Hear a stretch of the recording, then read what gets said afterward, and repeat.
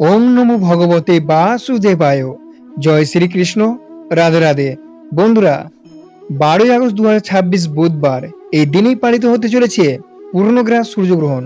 তবে জ্যোতির্বিজ্ঞান নির্দিষ্ট তালিকা বা ক্যাটলগ অনুযায়ী এর একটি বৈজ্ঞানিক নাম রয়েছে।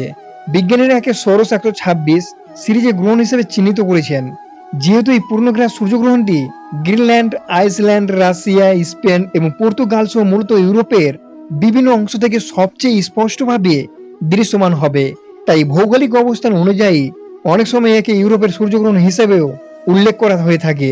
12ই আগস্ট সূর্যগ্রহণটি ভারতের অদৃশ্য বা দেখা যাবে না। এর মূল কারণ হলো ভৌগোলিক অবস্থান এবং সময়ের পার্থক্য। সূর্যগ্রহণ দেখার প্রথম এবং প্রধান শর্ত হলো আকাশে সূর্য থাকা।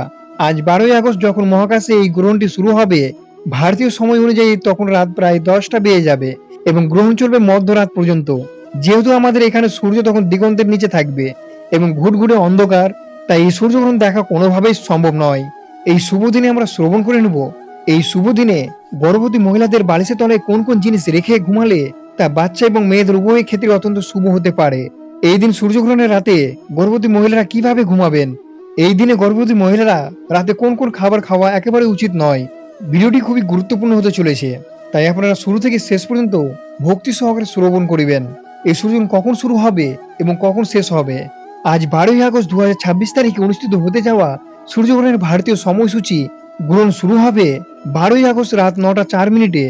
গ্রহণের সর্বোচ্চ পর্যায় 12ই আগস্ট রাত 11টা 16 মিনিটে। গ্রহণ শেষ হবে 13ই আগস্ট রাত 1টা 28 মিনিটে। কিছু কিছু হিসাব অনুযায়ী সম্পূর্ণ প্রভাব কেটে যেতে 13ই আগস্ট ভোর 4টা 25 মিনিট পর্যন্ত সময় লাগতে পারে। যেহেতু সম্পূর্ণ প্রক্রিয়াটি ভারতীয় সময় অনুযায়ী রাতের বেলা ঘটেছে, তাই স্বাভাবিকভাবে এটি ভারত থেকে দেখা যাবে না। সূর্যগ্রহণ মানেই কি গর্ভবতী মায়েদের চরম বিপদ? 12ই আগস্ট 2026 এর সূর্যগ্রহণ নিয়ে চারিদিকে যে আতঙ্ক ছড়াচ্ছে, তার কতটা সত্যি আর কতটা গুজব? গর্ভবতী মায়েরা ওদের নিজেদের সুরক্ষিত রাখতে ঠিক কি কি করবেন? আমাদের মা ঠাকুরমা বলে থাকেন, গ্রহণের সময় গর্ভবতী মহিলাদের ঘর থেকে বের হওয়া উচিত নয়। ধারালো কিছু দিয়ে কাটাকাটি বা সেলাই করা উচিত নয়। আমরা আমাদের গুরুজনদের সম্মান করি, তাদের মানসিক শান্তির জন্য এই নিয়মগুলো মেনে চললে কোনো ক্ষতি নেই। কিন্তু চিকিৎসা বিজ্ঞান কি বলে জানেন? বিজ্ঞান পরিষ্কার বলেছে, সূর্যগ্রহণ একটি সম্পূর্ণ প্রাকৃতিক মহাজাগতিক ঘটনা। এর থেকে এমন কোনো ক্ষতিকর রশ্মি বের হয় না যা সরাসরি গর্ভস্থ সন্তানের ক্ষতি করতে পারে। তাহলে একজন গর্ভবতী মায়ের এই সময় কি করা উচিত? সবচেয়ে দরকার হলো অযথা ভয় না পাওয়া। মানসিক চাপ না ওঠা মায়ের এবং বাচ্চার জন্য গ্রহণের চেয়েও অনেক বেশি ক্ষতিকর। গ্রহণের সময় দীর্ঘক্ষণ না খেয়ে উপোস করে থাকার কোনো বৈজ্ঞানিক কারণ নেই। সময় মতো জল খান, পুষ্টিকর খাবার খান এবং পর্যাপ্ত বিশ্রাম নিন। সূর্যগ্রহণের সময় খালি চোখে সূর্যের দিকে তাকালে চোখের রেটিনা মারাত্মক ক্ষতি হতে পারে। তবে এই নিয়মটি সবার জন্য, শুধু গর্ভবতী মায়েদের জন্য নয়। 12ই আগস্ট 2026 তারিখে যে সূর্যগ্রহণটি হতে চলেছে তা শুরু হবে ভারতীয় সময় রাত 9টা 4 মিনিটে। অর্থাৎ তখন আমাদের চারপাশে থাকবে ঘুটঘুটে অন্ধকার। আকাশে যখন সূর্যই থাকবে না বা রশ্মির পৃথিবীতে আসার কোনো প্রশ্নই ওঠে না। তাই ভারতীয় গর্ভবতী মায়েদের এই রাতের গ্রহণ নিয়ে বিন্দুমাত্র ভয় পাওয়ার বা আতঙ্কিত হওয়ার কোনো কারণ নেই। এই সূর্যগ্রহণের সন্ধ্যায় আমাদের কি কি করা উচিত? ভারতীয় সময় অনুযায়ী এই সূর্যগ্রহণটি শুরু হবে রাত 9টা 4 মিনিটে। সাধারণত বাড়িতে সূর্যাস্তের পর, অর্থাৎ সন্ধ্যা 6টা থেকে 7টার মধ্যে সন্ধ্যা দেওয়া হয়। তাই আপনার সন্ধ্যা দেওয়ার সময়ের সাথে সাথে গ্রহণের সময় কোনো সংঘাত হচ্ছে না। হিন্দু শাস্ত্র বা জ্যোতিষশাস্ত্র মতে যে অঞ্চল গ্রহণ দৃশ্যমান হয় না, সেখানেই গ্রহণের সূতকাল বা ধর্মীয় বিধিনিষেধ মান্য করা হয় না। যেহেতু এই সূর্যগ্রহণটি ভারতের রাতের বেলা ঘটছে এবং একেবারে দেখা যাবে না, তাই ভারতের এই কোনো সূতক কাল থাকছে না। তাই অন্যান্য সাধারণ দিনের মতোই আপনারা বুধবার সন্ধ্যায় নিশ্চিন্তে ঠাকুর ঘরে সন্ধ্যা দিতে পারেন এবং নিত্যকর্ম সম্পূর্ণ করতে পারেন। পূজা বা সন্ধ্যারতির ক্ষেত্রে এই গ্রহণ কোনোভাবে প্রভাব ফেলবে না। এই দিন গর্ভবতী মায়েরা কি কি খাবার খেয়ে ঘুমাতে পারবে? রাতের বেলা সামান্য একটি ভুলের জন্য কি গর্ভবতী মা এবং অনাগত সন্তানের বড় কোনো ক্ষতি হতে পারে? কোন সেই খাবারগুলো যা রাতের বেলা গর্ভবতী মায়েদের একদম ছুঁয়েও দেখা উচিত নয়? প্রথমে যে খাবারটি রয়েছে তা হল অতিরিক্ত তেল মশলাযুক্ত বা ফাস্টফুড জাতীয় খাবার।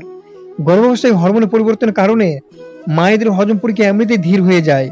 রাতে এই ধরনের ভারী খাবার খেলে প্রচন্ড গ্যাস্ট্রিক, বুক জ্বালা এবং অ্যাসিডিটি হতে পারে।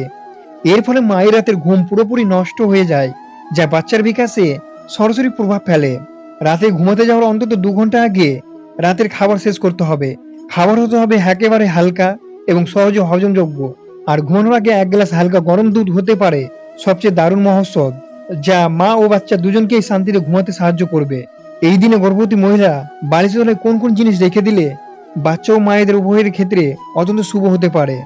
সনাতন ধর্মে গর্ভবতী মায়েদের এবং গর্ভস্থ সন্তানের সুরক্ষার জন্য অত্যন্ত সুন্দর ও ইতিবাচক কিছু নিয়মের কথা বলা হয়েছে। যদিও এই সূর্যগ্রহণটি ভারতে দেখা যাবে না, তবুও ধর্মীয় বিশ্বাস এবং মানসিক শান্তির জন্য এই নিয়মগুলো মেনে চললে হবু মায়েদের মন ইতিবাচক শক্তিতে ভরে থাকে, যা সন্তানের জন্য খুবই মঙ্গলজনক হয়।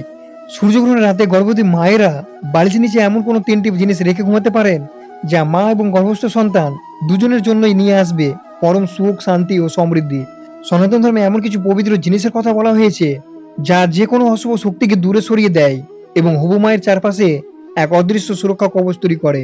চলুন আজকের ভিডিওটিতে জেনে নিই সেই অত্যন্ত শুভ এবং পবিত্র জিনিসগুলো কি কি। বিশ্বাসের জোর ও মানসিক শান্তি। আমরা আগেই জেনেছি আজ 12ই আগস্টে সূর্যগ্রহণটি আমাদের ভারতে রাতে বেলা হওয়ার সরাসরি কোনো প্রভাব ফেলবে না, কিন্তু সনাতন ধর্মের মতে মহাজাগতিক পরিবর্তনের সময় আমাদের চারপাশে এক ধরনের শক্তির আদান প্রদান হয়। এই সময়ে একজন গর্ভবতী মায়ের মানসিক শান্তি এবং ইতিবাচক থাকাটা সবচেয়ে দরকার। আর এই শান্তি বজায় রাখতেই আমাদের শাস্ত্রেও কিছু চমৎকার ও সহজ উপায়ের কথা বলেছে। তুলসী পাতা। সনাতন ধর্মে তুলসী গাছকে অত্যন্ত পবিত্র এবং ইতিবাচক শক্তির প্রতীক মানা হয়। গ্রহণের রাতে ঘুমাতে যাওয়ার আগে গর্ভবতী মায়েরা তাদের বালিশের নিচে কয়েকটি তাজা তুলসী পাতা রাখতে পারেন। বিশ্বাস করা হয় তুলসী পাতা যে কোনো নেতিবাচক শক্তি বা নেগেটিভ এনার্জি শোষণ করে এবং মায়ের মনকে শান্ত ও ভয়মুক্ত রাখে। নম্বর 2, দুর্বা ঘাস। যে কোনো শুভ কাজে বা পূজায় দুর্বা ঘাস অপরিহার্য। শাস্ত্রের মতে দুর্বা ঘাসের মধ্যে অশুভ শক্তিকে পরিচিত করার এক অদ্ভুত ক্ষমতা রয়েছে। গ্রহণের রাতের বালিশের নিচে বা বিছানায় একপাশে সামান্য কিছু দুর্বা ঘাস রেখে ঘুমালে তা মা এবং অনাগত সন্তানের চারপাশে একটি পজিটিভ এনার্জি বলয় তৈরি করে, যা সন্তানের সুন্দর ভবিষ্যতের জন্য অত্যন্ত শুভ। নম্বর 3, ধর্মীয় গ্রন্থ গীতা বা হনুমান চল্লিশা। সবচেয়ে বড় শক্তি হলো ঈশ্বরের প্রতি বিশ্বাস। রাতে ঘুমানোর সময় বালিশের ঠিক নিচে বা মাথায় রেখে একটি ছোট শ্রীমৎ ভগবত গীতা, হনুমান চালিসা অথবা আপনার ইষ্ট দেবতার যে কোনো বই রাখতে পারেন। এটি শুধু অশুভ শক্তিকে দূরে রাখে না, বরং মায়ের অবচেতন মনে এক অসীম সাহস ও প্রশান্তি এনে দেয়। মায়ের এই আত্মাধিক শান্তি সরাসরি গর্ভস্থ শিশুর মানসিক বিকাশে সাহায্য করে। নাম্বার 4, গোমতী চক্র। মা লক্ষ্মীর অত্যন্ত প্রিয় গোমতী চক্র দেখতে অনেকটা ভগবান বিষ্ণু সুদর্শন চক্রের মতো। এটি সৌভাগ্য এবং ধন সম্পদের সবচেয়ে শক্তিশালী মাধ্যম। বিশ্বাস করা হয় গ্রহণের রাতে একটি গোমতী চক্র বালিশের নিচে রাখলে তা অনাগত সন্তানের জীবনে চমৎকার সৌভাগ্য এবং রাজযোগ নিয়ে আসে। এটি বাচ্চার উজ্জ্বল ভবিষ্যৎ তৈরি করার পাশাপাশি একটি সুষ্ঠু ও নিরাপদ প্রসবের জন্য অত্যন্ত শুভ মানা হয়। নাম্বার 5, রূপোর কয়েন বা টুকরো। জ্যোতিষশাস্ত্রে রূপকে চন্দ্রগ্রহের প্রতীক মানা হয়। চন্দ্র হলো মনের কারক, যা মনকে শীতল রাখে। গর্ভবতী মায়েদের অজানা দুশ্চিন্তা বা স্ত্রীর খুব সাধারণ একটি সমস্যা। বালিশের নিচে একটি রূপোর কয়েন রাখলে মায়ের মানসিক চাপ ও অহেতুক ভয় দূর হয়। এটি অনাগত সন্তানের ভবিষ্যতের জন্য আর্থিক সমৃদ্ধি আকর্ষণ করে। নাম্বার 6, চন্দনের টুকরো। সবশেষে বলবো চন্দন কাঠের কথা। চন্দনের পবিত্র সুবাস মনকে এক অদ্ভুত প্রশান্তি দেয় এবং ঈশ্বরের সাথে আত্মিক সংযোগ স্থাপন করে। গর্ভবতী মায়েদের সবচেয়ে বড় কষ্ট হলো রাতে ঠিকমতো ঘুম না হওয়া। এক টুকরো চন্দন কাঠ বালিশের নিচে রাখলে মায়ের রাতের ঘুম খুব গভীর ও আরামদায়ক হয়। আর মা শান্তিতে ঘুমালেই বাচ্চার শারীরিক ও মানসিক বিকাশ সবচেয়ে ভালোভাবে সম্পূর্ণ হয়।